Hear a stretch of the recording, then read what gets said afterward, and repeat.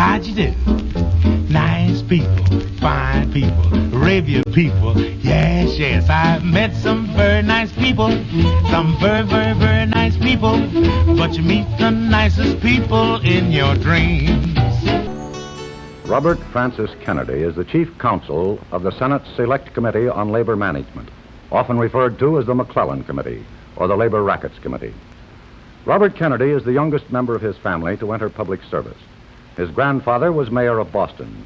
His father was ambassador to London. His brother is the senator from Massachusetts. Bob Kennedy, now 31, studied at Harvard and the University of Virginia Law School. Since then, he has spent 6 years in appointive government jobs. Bob is one of 9 children, and he and his wife Ethel have 5 of their own. The Kennedys live in this house in McLean, Virginia, about a half-hour drive from the Senate caucus room in Washington. It's a large, comfortable house, has about 3 acres of land and lots of shade trees. And it's a house with a history. It's been here since before the war between the states. Good evening, Bob. Good evening, Mr. Morrow. How are you? Fine, thank you. That's quite an old house. How long have you lived in it? Well, we've only lived here about 10 months, Mr. Morrow, but my brother Jack lived here a couple of years before that. Oh, yes. Well, there have been a couple of McClellans in your life, haven't there? Yes, that's correct. General McClellan, George McClellan, had his headquarters here during the Civil War, so it's a very old house. But, of course, I work for Senator McClellan now, and it is a coincidence. Well, from this distance, the house looks like a perfect place for your family. Well, it's terrific for us, and then we have a large yard where the children can play, so we're very fortunate. Tell me, is everyone present and accounted for tonight, or have the youngsters gone to sleep? Well, Mr. Morrow, they went to sleep, and we got them up as it was a special night, and I hope every parent who's looking at the program will bear with us, because I don't know what might happen. They're all very young, and I'm sure they should have stayed in bed, but here they are anyway, or some of them, and we're starting off with, hi, Courtney. Good evening, Mrs. Kennedy. This is my Good wife, evening, Ethel, Mr. Morrow. Good evening. And my daughter, Mary Courtney, or our daughter, Mary Courtney. Hello, Courtney. Hi. She's the youngest of the Kennedys. How are you, Say Courtney? hi. Can you look at the camera? Mrs. Kennedy, do you attend many of Bob's committee hearings? Oh, Mr. Morrow, I do, yes. Most all of them. Then you don't get a chance to look at many of the sessions on television. Well, I really do, because there's a little television set right next to the chair where I sit during the hearings. And I watch it mostly on the television. Well, why do you watch television when you're actually there in the caucus room? Well, it sounds kind of silly, but, you know, the camera really catches everything. And you can really tell, I think, when a witness is lying. Sounds like a wonderful commercial for television in general, Mrs. Kennedy. Tell me, does Bob ever strike you as a seemingly mild-mannered man for a rackets investigator? Well, I'm awfully surprised most of the time when he really keeps his temper. You know, when witnesses aren't telling the truth and being quite frank, or when they take the Fifth Amendment so often. So I think it's really amazing that he does so well. Just a matter of great self-control, is that right? I think so. We had a commercial for television and now for a husband. Tell me, are the youngsters aware of the fact that their father has been quite a television personality this summer? Well, they are, Mr. Morrow. I think this was never more true than during the Dave Beck hearings, when one day the hearings ran over 15 minutes into Mickey Mouse. The children were very displeased with their father that night. Well, that brings Father down to size a little after your earlier play. Where are the children now? Oh, they're just out here in the hall. Want to see them, Mr. Morrow? Here. I hope that everything's all right out here. I'm sure it is. Well, you never can tell. Hey. Hi. Hi. Bobby, you want to sit up? You're tired. I don't blame you, baby down. Would you like wonderful. to just sit up for a second? No? No? Well, No. Okay, well then why don't you stay there? let's see if we can find out who's who now. Suppose we start with the young lady at the top. My name is Kathleen. Hi, girl. Kathleen. What about you, Jose? And Joe, what's your name? Joe Kennedy. Joe Good. Kennedy. My name is Bobby Kennedy. You're Good. Bobby Kennedy. And what are you? Who are you? That a boy. And his name's David. Well, I certainly noticed some very familiar Kennedy names. Kathleen, could we start with you again? Who are you named after? My daddy. Your daddy's sister. Joe, Joe? who are you named after? My daddy's brother. Your daddy's brother. And my grandfather. And your grandfather. Oh, yes, I was sure of that. Bobby, who are you named after? You, Bobby? Can you get up and tell the television camera, Bobby? No. Bobby, who are you putting over your head? Bercy, his elephant. And, Say it. and David? Oh, dear me. David was named after a friend of Bobby's, and after St. Anthony. What's the matter, Dave? Oh, too I'm bad. afraid it's a little late. Yes, it is. Well, Thank you. Bob was going to tell us who Courtney was named after. Oh, she wasn't... Well, actually, she was named after a friend of mine from college. Oh, yes.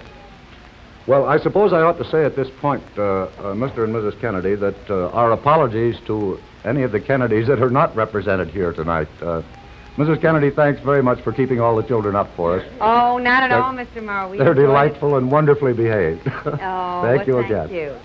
Thank you. Perhaps, would you like to see the rest of the house? I would indeed, thank you. Oh, fine. You seem to have completed your decorating job in just a matter of 10 months. Well, we're coming along anyways, Mr. Morrow. We've had great fun. Perhaps, Bobby, would you like to take Courtney? Thank you. Night, children. Sweet dreams. Well, I'm just going to show Mr. Morrow the dining room. Say good night. Night. Good night. Yes, Joe? Yeah, we'll get one upstairs. Well, That's a we lovely spend- room. Oh, thank you, Mr. Morrow.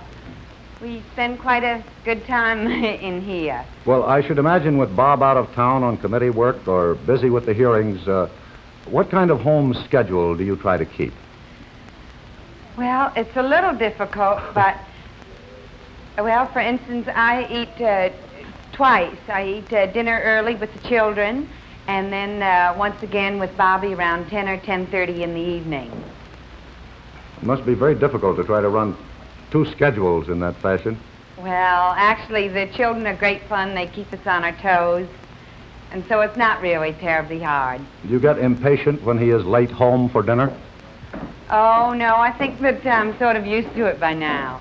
Well, now, Counselor Kennedy, to the best of your recollection, how many times have you had dinner at a normal hour on a hearing day? Well, not very often, Mr. Morrow. We've been working late, but it's no different for me than it is for Senator McClellan or any of the investigators that work for the staff. I think that to get this kind of work done, you have to work late hours. So although I'm working late, everybody is. Well, does your work with the committee and keeping track of your 50-odd investigators give you any time for relaxation, or do you just spend your nights reading reports and testimony? Well, we do a lot of that. I've always been interested in reading, and particularly American history.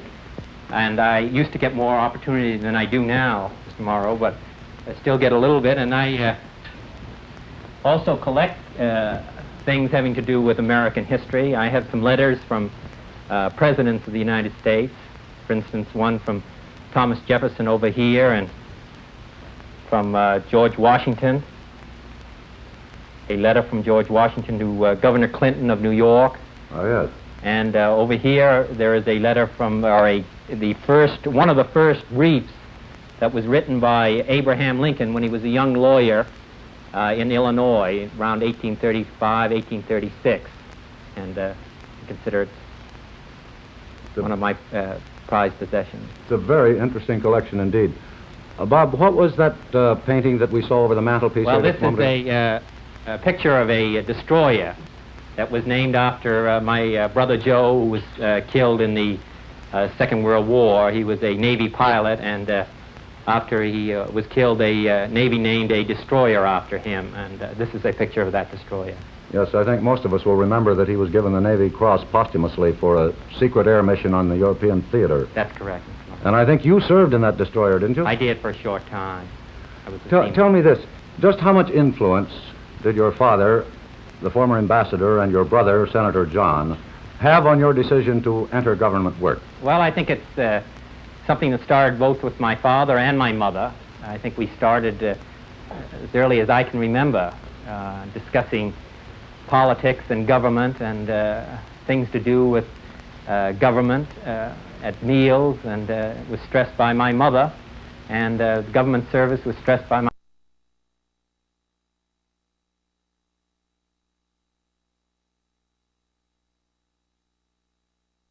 father. So as long as I can remember, and then my brothers grew into it, and they were interested in it. My brother Joe was very interested in it, and of course Jack. So I think it was just something that we were all born in to be, to want to take part in, Mr. Morrow.